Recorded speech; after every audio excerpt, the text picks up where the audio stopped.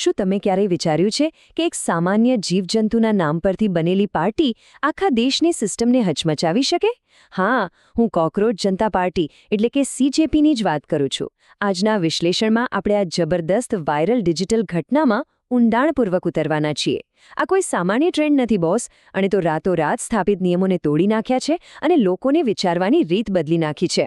તો ચાલો ડેટા અને સાયકોલોજીના આધારે આખી ગેમ સમજીએ. અને જરા આ આંકડો તો જુઓ, 1 કરોડ, અને એ પણ કોઈ વર્ષોની મહેનતનું પરિણામ નથી. લિટરલી માત્ર ને માત્ર 5 દિવસમાં 1 કરોડથી વધુ ફોલોવર્સ. આ ઇન્સ્ટાગ્રામના ઇતિહાસનો એવો ગ્લિચ છે, એવો ફાસ્ટ રેકોર્ડ છે, જેણે બધાને ચોંકાવી દીધા છે.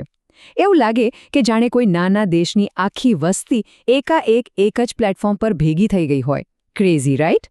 જ્યારે લોકોની લાગણીઓ ડિજિટલ પ્લેટફોર્મ પર જોડાય છે, ત્યારે આવો જ પ્રચંડ વિસ્ફોટ થાય છે. તો સ્વાભાવિક છે કે તમારા મનમાં આ સવાલ થતો જ હશે કે આખરે આ કોકરોચ પાર્ટી છે શું?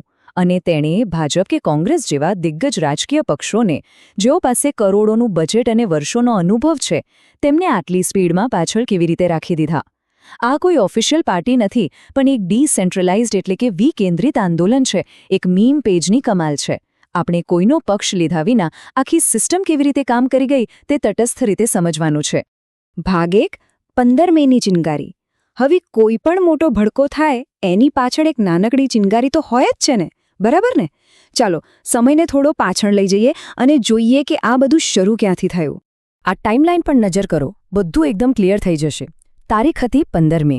એક કોર્ટની સુનાવણી ચાલી રહી હતી અને કથિત રીતે એમાં દેશના યુવાનોની સરખામણી કોકરોચ એટલે કે વંદા સાથે કરવામાં આવી. બસ આ જ એ શબ્દ હતો જેણે યુવાનોના સ્વાભિમાન પર સીધો જ ઘા કર્યો. આ કથિત અપમાનના સમાચાર જેવા બહાર આવ્યા, લોકોનો ગુસ્સો 7મા આસમાને પહોંચી ગયો અને આ ગુસ્સાએ જન્મ આપ્યો એ 5 દિવસના વાયરલ વિસ્ફોટને. ભાગ 2, ગુસ્સો એક ડિજિટલ બ્રાન્ડ બની ગયો. હવે અહીંથી ગેમ આખી પલટાઈ છે. એક બહુ જ મોટો સાયકોલોજીકલ શિફ્ટ અહીં જોવા મળ્યો. જરા આ દ્રશ્યની કલ્પના કરો. એક અંધારા ઓરડામાં એક યુવાન વિદ્યાર્થી પોતાના સ્માર્ટફોનની સ્ક્રીન તરફ એકીટસે જોઈ રહ્યો છે. સ્ક્રીનનો તેજસ્વી લાલ નિયોન પ્રકાશ તેના ચહેરા પર પડી રહ્યો છે અને તે વિદ્યાર્થીના ચહેરા પર ગુસ્સો અને આત્મવિશ્વાસના ગંભીર ભાવો સ્પષ્ટ દેખાય છે. અને બેકગ્રાઉન્ડમાં જોશો ને તો એબ્સ્ટ્રેક્ટ ડિજિટલ ચાર્ટ્સ અને સોશિયલ મીડિયા ફોલોઅર્સના કાઉન્ટર્સ વીજળીની ઝડપે 0થી સીધા 1 કરોડ 20 લાખ સુધી પહોંચી રહ્યા છે. એકદમ હાઈટેક સાયબરપંક જેવી રિયાલિટી. યુવાનોએ પોતાના ગુસ્સાને વિખરાઈ જવા દેવાને બદલે એક મજબૂત ડિજિટલ બ્રાન્ડમાં ફેરવી નાખ્યો.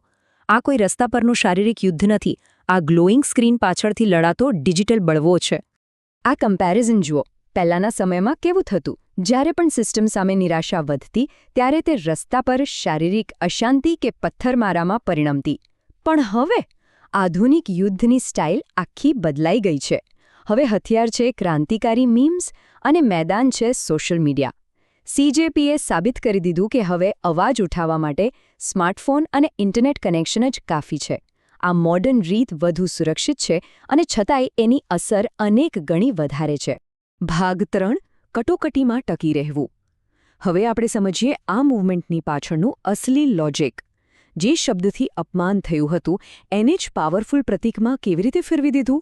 આ CJPનો તર્ક ખરેખર માઇન્ડ બ્લોઈંગ છે. તમને ખબર છે? વિજ્ઞાન કહે છે કે કોકરોચ પૃથ્વી પરના સૌથી કઠોર જીવોમાંનો એક છે. ભયંકર પરમાણુ કટોકટીમાં પણ એ જીવતો રહી શકે છે. તો યુવાનોએ આને જ પોતાનો મંત્ર બનાવી લીધો. લોજિક એકદમ સિમ્પલ છે.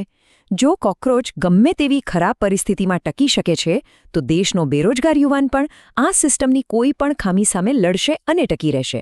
મતલબ એક અપમાનજનક શબ્દને જબરદસ્ત અદમ્ય સ્થિતિસ્થાપકતાના પ્રતીકમાં ફેરવી નાખ્યો. આને કહેવાય માસ્ટર સ્ટ્રોક. તો છેલ્લે આ એક સવાલ આપણને બધાને વિચારતા કરી મૂકે છે. શું આ મીમ એક્ટિવિઝમ માત્ર એક કામચલાઉ ઇન્ટરનેટ ટ્રેન્ડ છે જે થોડા દિવસોમાં ભૂલાઈ જશે? કે પછી આપણે પરંપરાગત સિસ્ટમ સામે વિરોધ નોંધાવવાની એક કાયમી ઉત્ક્રાંતિ જોઈ રહ્યા છીએ? CJPની આ હલચલે સાબિત કર્યું છે કે જ્યારે ડિજિટલ તાકાત સંગઠિત થાય ત્યારે તે કોઈપણ સ્થાપિત માળખાને હચમચાવી શકે છે. આ ખાલી ડેટા કે લાઇક્સની વાત નથી, આ ભવિષ્યનો એક ઇશારો છે. તો તમને શું લાગે છે? આજના આ વિશ્લેષણમાં મારી સાથે જોડાવા બદલ ખૂબ ખૂબ આભાર. ફરી મળીશું